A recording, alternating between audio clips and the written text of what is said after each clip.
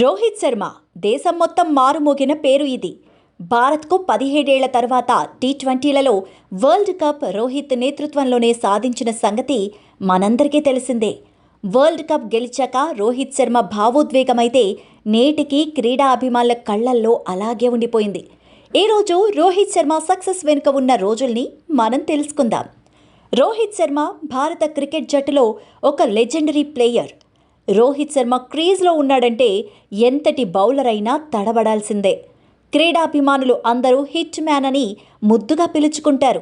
పూర్ణిమ శర్మ, గురునాథ్ శర్మ దంపతులకు 30 ఏప్రిల్ 1987న బాన్సోడ్, నాగపూర్, మహారాష్ట్రలో జన్మించాడు రోహిత్ శర్మ.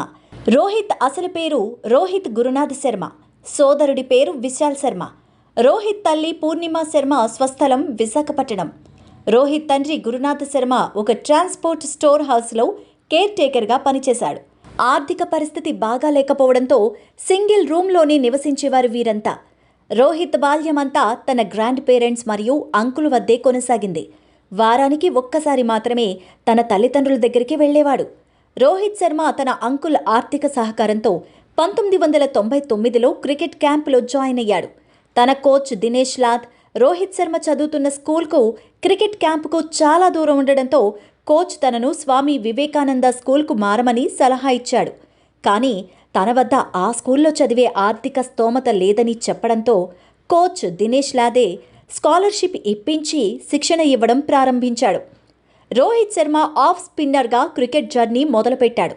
బ్యాటింగ్లో తన ప్రతిభను గుర్తించి నెంబర్ 8వ స్థానం నుంచి ఓపెనర్గా ఇన్నింగ్స్ మొదలుపెట్టేలా తయారు చేశాడు కోచ్ దినేష్ లాద్.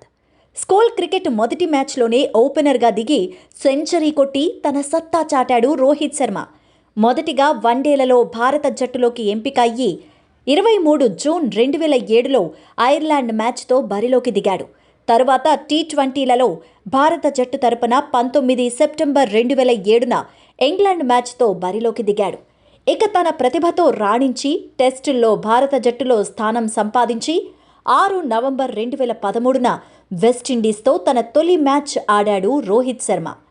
2007లో టీ20 వరల్డ్ కప్ గెలిచిన భారత జట్టులో సభ్యుడిగా ఉన్న రోహిత్ శర్మ నేడు 2024లో టీ20 వరల్డ్ కప్ గెలిచిన భారత జట్టుకు కెప్టెన్గా ఉండడం తన డెడికేషన్ను, కష్టాన్ని తెలియజేస్తుంది.